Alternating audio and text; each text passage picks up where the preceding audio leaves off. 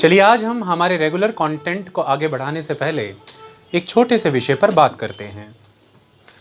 अभी ही हम जनवरी 2026 में हैं। अभी अभी बसंत का उत्सव गया है। भारत में स्प्रिंग सीजन का आगमन माना जाता है। बसंत का उत्सव बहुत महत्वपूर्ण है। इसे सरस्वती पूजा के रूप में भी भारत के कई प्रांतों में, कई क्षेत्रों में देखा जाता है। ये विद्या, ज्ञान, निर्माण, ऊंची ऊंची आकांक्षाएं, भावनाओं का त्यौहार माना जाता है। आप ये मानते हैं कि इससे जीवन जीवनमय होता है, ज्ञान का संचार होता है, प्रचार होता है, प्रसार होता है, व्यक्ति अपने जीवन के उद्देश्यों को, मूल्यों को पहचानता है, वह जीवंत होता है। प्रारंभ में सरस्वती के आगमन से यही हुआ होगा।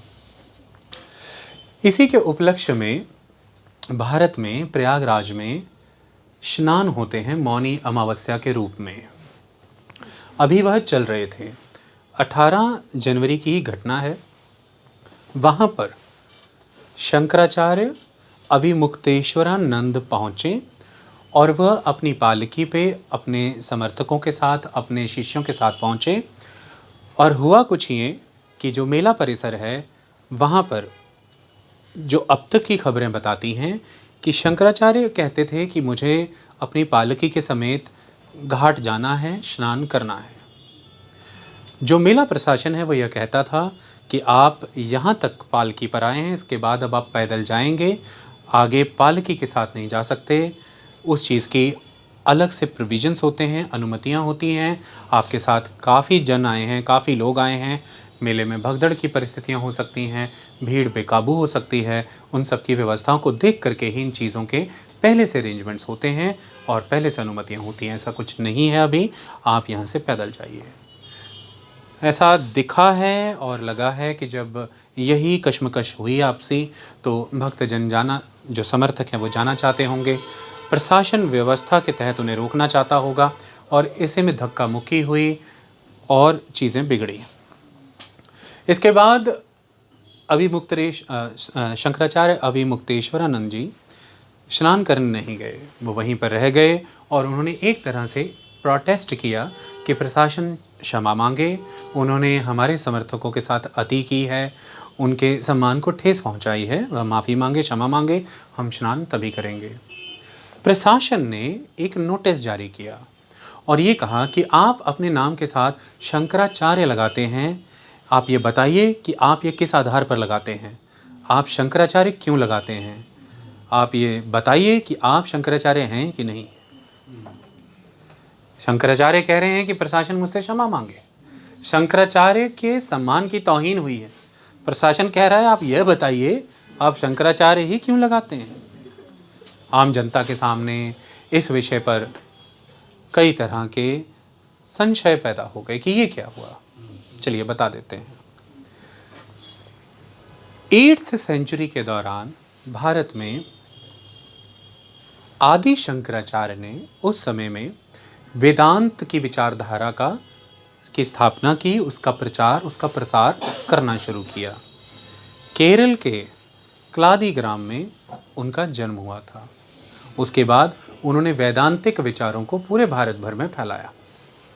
इसी के तहत उनके द्वारा उस समय में 4 वेदों के विचारों पर आधारित भारत के 4 भूखंडों में, अलग अलग दिशाओं में 4 मठ या यूं कहिए कि 4 पीठ स्थापित किए। जैसे उत्तर दिशा में हिमालय के क्षेत्रों में, आज के मौजूदा राज्य उत्तराखंड के बद्रीनाथ में जो मठ स्थापित किया गया है वह अथर्व वेद के विचारों को, उसकी मान्यताओं को आधार बना करके स्थापित किया गया है। इसे ज्योतिष मठ या ज्योतिर्मठ के रूप में जाना जाता है। जो इस समय स्वामी अविमुक्तेश्वरानंद का यह विवाद चल रहा है, स्वामी अविमुक्तेश्वरानंद उसी ज्योतिर्मठ या ज्योतिष मठ के शंकराचार्य हैं, ऐसा उनका दावा है। और विरोधी कहते हैं कि आपको हम शंकराचार्य नहीं मानते, बट वो उसी से एसोसिएटेड हैं। ठीक इसके बिल्कुल उलट दक्षिण दिशा में कर्नाटक के श्रृंगेरी में यजुर्वेद को आधार मान करके श्रृंगेरी शारदा मठ की स्थापना की गई थी उस समय में। Is that clear? आप इसे केवल श्रृंगेरी कहें, शारदा साथ में लगाएंगे तो आप कंफ्यूज होंगे, क्योंकि एक मठ एक्सक्लूसिवली शारदा के नाम से भी जाना जाता है। ठीक पूर्व दिशा में उड़ीसा में पुरी में जहाँ जगन्नाथ मंदिर है, उसी क्षेत्र में गोवर्धन मठ की स्थापना की गई और ये ऋग्वेद के विचारों पर आधारित है। और फिर उसके बिल्कुल उलट पश्चिम में गुजरात के द्वारका में शारदा मठ की स्थापना की गई और ये सामवेद के विचारों पर आधारित है। तो 4 मठों की स्थापना करके शंकराचार्य ने अपने 4 शिष्यों को, आदि शंकराचार्य ने अपने 4 शिष्यों को इन मठ या पीठों के पीठाधीश के रूप में स्थापित किया। और तभी से एक प्रक्रिया चली कि एक विधि है जिसके माध्यम से शंकराचार्य पीठाधीश हो जाते हैं, मतलब इस पीठ को संभालते हैं, वो वहाँ बैठते हैं, उनका पट्टाभिषेक होता है। इसे पट्टाभिषेक प्रक्रिया कहा जाता है। चलिए, अब ये शर्तें क्या हैं, ये प्रक्रिया क्या है? देखिए, सबसे पहली शर्त तो ये है कि जो भी व्यक्ति शंकराचार्य के रूप में स्थापित होंगे वह दंडी सन्यासी होने चाहिए। मतलब वह दंड लेकर के चलते हैं, यह न्याय का या धर्म का दंड है। वह अपने जीवन में ब्रह्मचर्य की कठोर पालना करते हों और वह सन्यासी जीवन में हों। जब यह पूर्णतः स्थापित होता है, ऐसे ही दंडी सन्यासी को क्वालिफाइड माना जाता है कि वह शंकराचार्य बनने के योग्य हैं। तो आपको दंडी सन्यासी होना होगा।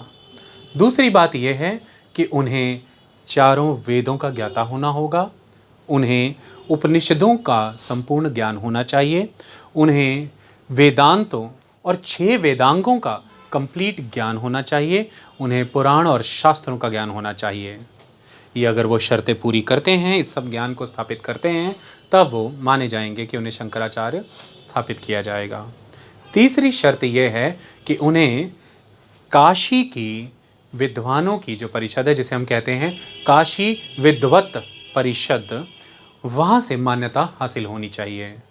चौथी एक शर्त यह है कि किसी भी एक पीठ या एक मठ के शंकराचार्य को बाकी तीनों मठों के शंकराचार्य से सिक्योरिटी या लेजिटिमेसी हासिल करनी होगी, कि मतलब वह भी इन्हें शंकराचार्य के रूप में स्वीकार लें। एक प्रक्रिया यह भी है कि शंकराचार्य को शंकराचार्य के रूप में स्थापित होने से पहले शास्त्रार्थ करने होंगे, यानी कि शास्त्र के अर्थों पर चर्चा करनी होगी, शास्त्रार्थ कराए जाएंगे। ये सारी प्रक्रियाएं हैं जिनके माध्यम से एक सन्यासी, एक स्वामी शंकराचार्य के रूप में स्थापित होते हैं। अब यह समस्या क्यों आई कि आप उत्तराखंड के बद्रीनाथ में जो ज्योतिष मठ है, वहाँ पर इस समय स्थापित स्वामी अभिमुक्तेश्वरानंद से सवाल किया कर रहे हैं कि आप ये बताइए कि आप शंकराचार्य का नाम कैसे इस्तेमाल करते हैं, आप शंकराचार्य कैसे हुए, क्यों हुआ? इसके लिए 2022 के अदालत के एक फैसले की ओर जाना होगा।